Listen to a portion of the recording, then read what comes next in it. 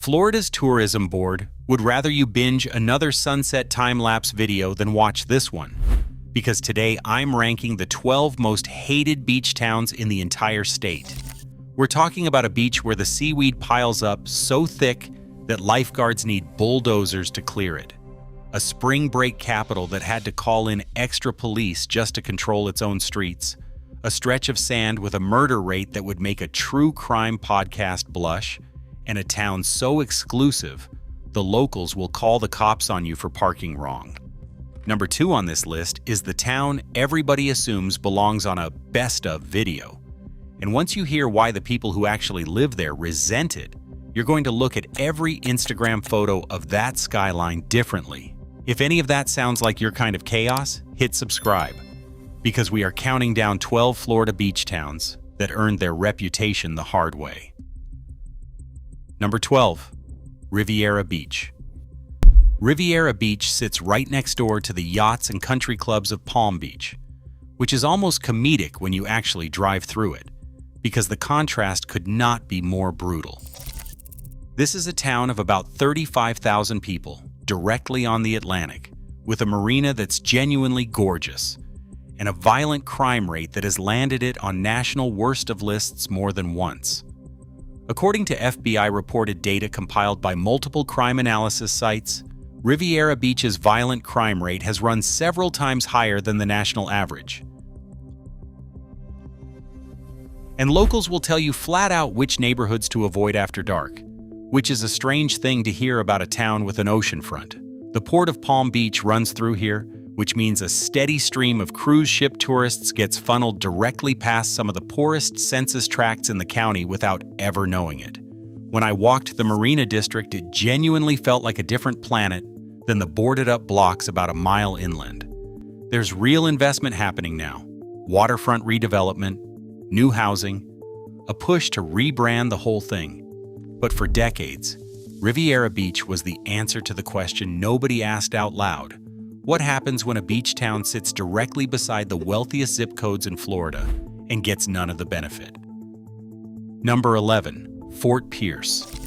Fort Pierce calls itself the Sunrise City, which is a nice way of saying it's the first place in Florida to see daylight and one of the more dangerous places to enjoy it. This St. Lucie County beach town of about 47,000 people has a working port, a genuinely charming historic downtown, and a crime rate that regularly ranks it among the most dangerous small cities in the state, per capita. Local news outlets have reported violent crime figures here running multiple times above the national average, driven heavily by a handful of concentrated neighborhoods rather than the whole town evenly. The beach itself, Fort Pierce Inlet, is legitimately beautiful, one of the better surf breaks on the Treasure Coast. But talk to locals and you'll hear the same refrain over and over. Love the water. Don't wander far from the tourist strip after dark. The median household income here sits well below the state average. Poverty runs high, and the town has struggled for years to translate its waterfront potential into economic lift for the people actually living there. I sat at a picnic table near the jetty, watching surfers paddle out at sunrise, and it was postcard perfect. 10 minutes inland, the picture changes completely. Number 10, Hallandale Beach. If you want to understand why some Floridians roll their eyes at Hallandale Beach, you just have to look up. This tiny stretch of Broward County coastline has been absolutely swallowed by high-rise condo towers, packed shoulder to shoulder along a beach that's barely 2 miles long. The skyline looks impressive from a distance and claustrophobic up close. Traffic on A1A during season crawls at a pace that makes walking faster than driving, and residents in the older, smaller buildings have watched their property taxes and insurance premiums balloon as luxury towers priced everyone else out.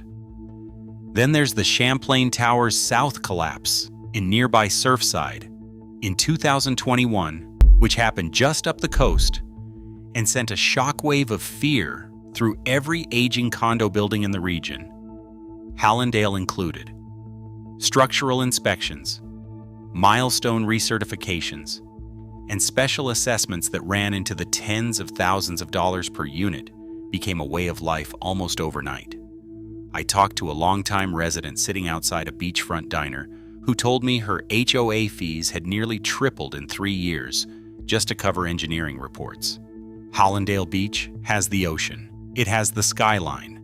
What it's lost, according to a lot of the people who've lived there for decades, is the ability to actually afford living in it. Number 9. New Smyrna Beach. New Smyrna has a nickname that should scare off anyone thinking about a relaxing swim: the shark bite capital of the world. This Volusia County beach town, sitting just south of Daytona near the mouth of the Ponce de Leon Inlet, records more shark bites per square mile than almost anywhere else on the planet. The International Shark Attack File has repeatedly logged more incidents here than any comparable stretch of coastline. Mostly minor bites from blacktip and spinner sharks feeding in the churned-up inlet waters where surfers cluster. Most bites are minor, ankle and foot nips that need stitches rather than amputations. But try explaining that nuance to a tourist standing knee-deep in the surf who just watched a fin cut through the water 40 feet away. Beyond the sharks, the town has also wrestled with brutal beach driving traffic, a summer tourist population that overwhelms a town of only about 27,000 full-time residents and rip currents strong enough that lifeguards make dozens of rescues on a single busy weekend. Locals love it here precisely because it hasn't been fully commercialized like Daytona to the north, but that same rawness is exactly what makes the ocean here genuinely unpredictable. I watched a lifeguard blow his whistle 4 times in 20 minutes, each time waving in a swimmer who drifted into the inlet current. Number 8. Panama City Beach. Panama City Beach used to be the wild, affordable answer to Daytona for spring breakers, and for years that reputation was basically the entire economy. Then the reputation caught up with the town. At its peak, Panama City Beach was drawing hundreds of thousands of college students every March. And the resulting chaos, shootings near the Strip, mass brawls caught on video, overdoses, and a body count that made national headlines, eventually forced local officials to essentially declare war on spring break itself.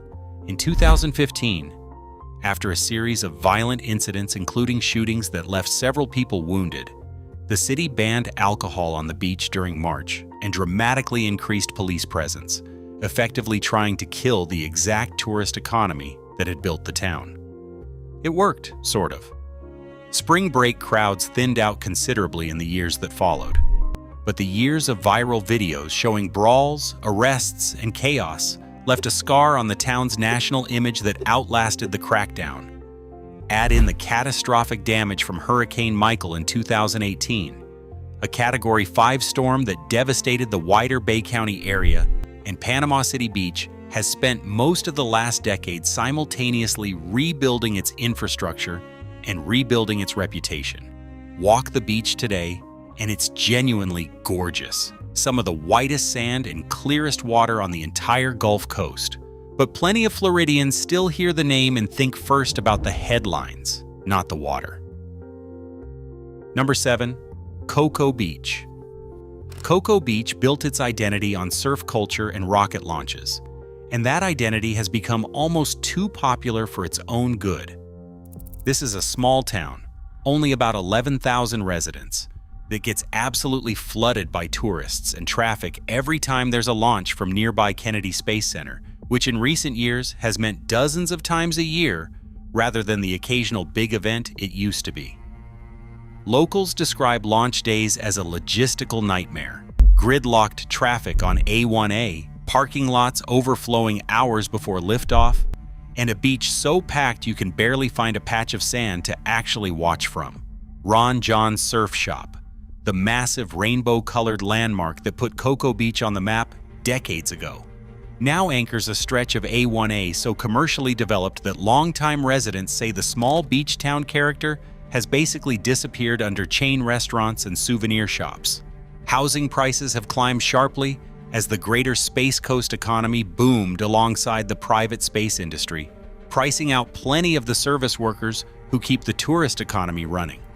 I stood on the pier during a launch window, and watched what felt like the entire population of Central Florida try to squeeze onto one beach at the same time. It was thrilling. It was also a genuine ordeal to drive out of afterward. Number 6. Clearwater Beach. Clearwater Beach has been ranked the #1 beach in the entire United States by TripAdvisor multiple times. Powder white sand, warm, calm Gulf water, a genuinely stunning sunset every single night. And yet mention Clearwater to plenty of Floridians, and the first word out of their mouth isn't beach, it's Scientology. The Church of Scientology has made downtown Clearwater its spiritual headquarters since the late 1970s, buying up enormous swaths of property, and the organization's presence has shaped the town's reputation for decades in ways that have nothing to do with the sand. Former members and investigative journalists have published extensive accounts over the years describing an atmosphere of surveillance and pressure downtown that longtime non-member residents say has made parts of the city feel unwelcoming or strange.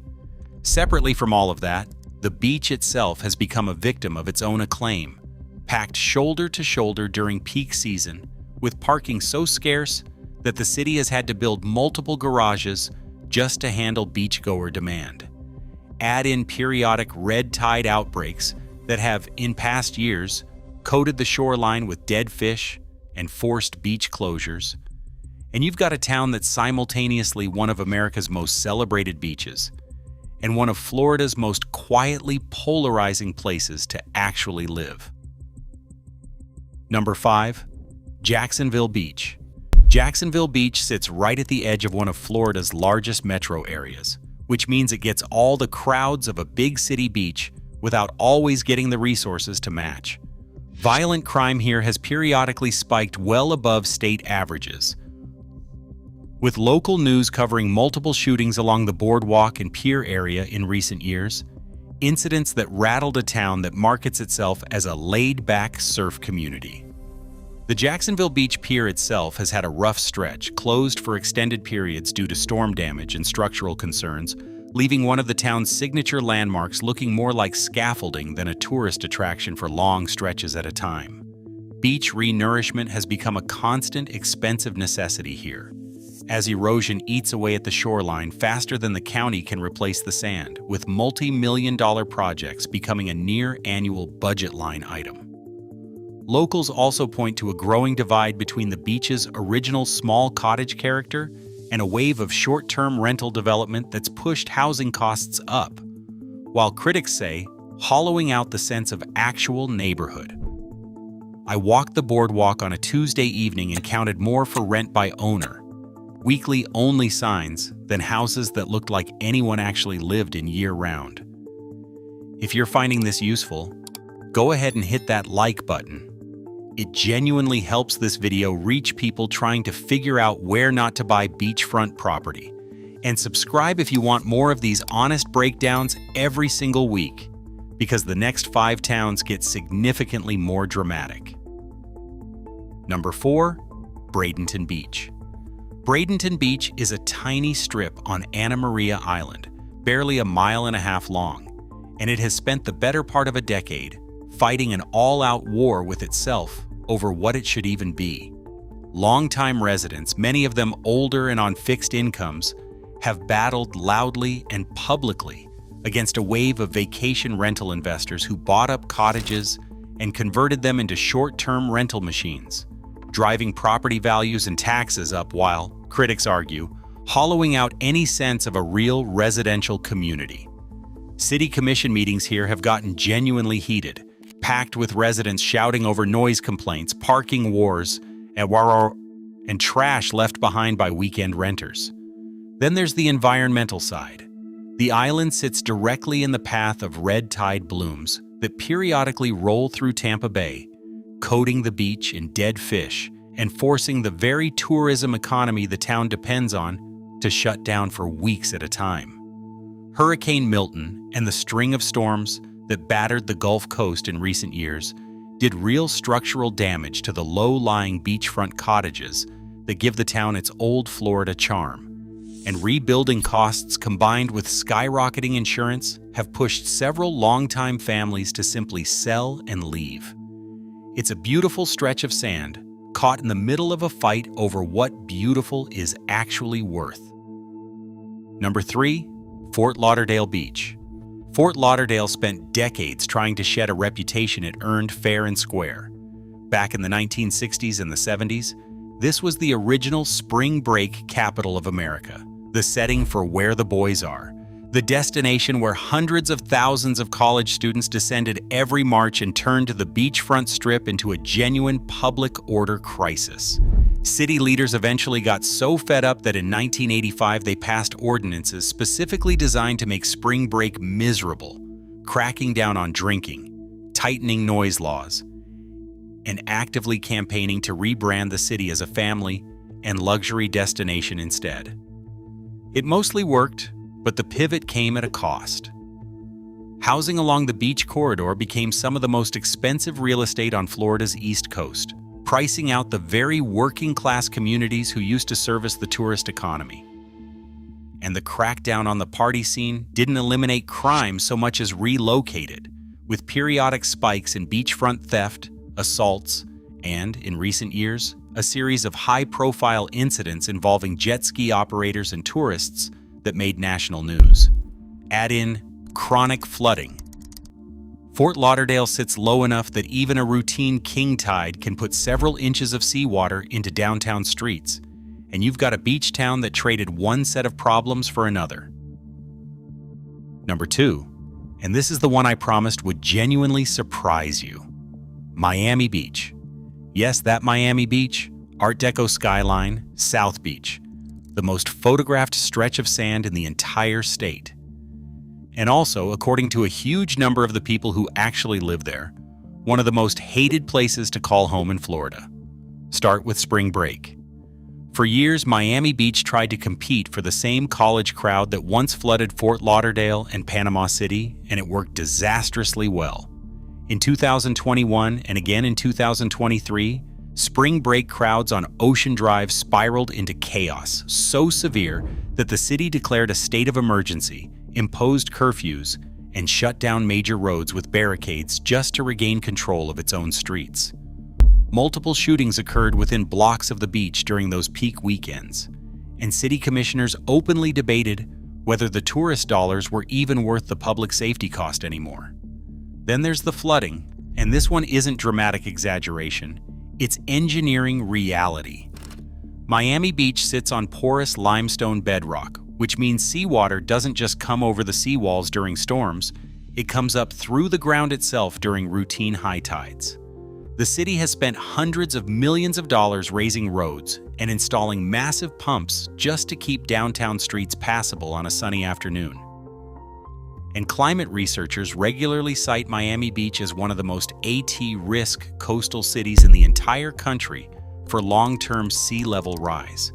Homeowners insurance here runs among the highest in the state,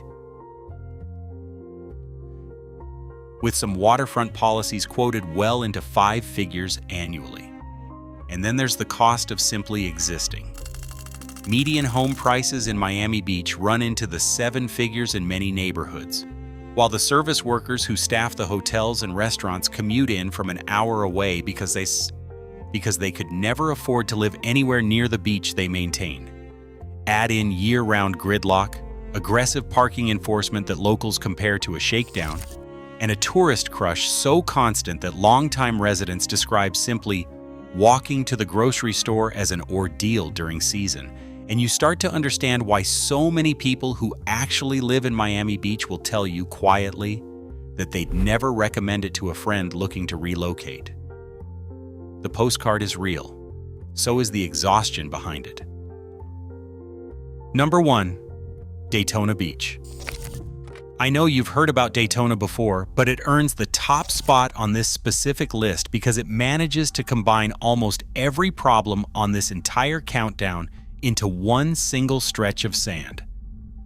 The violent crime rate here has, in past years, ranked among the highest in the state per capita, driven by a boardwalk area that local reporting and online reviews consistently describe as rough, with open drug use, aggressive panhandling, and businesses that have installed iron bars on their windows despite technically still being open for tourists.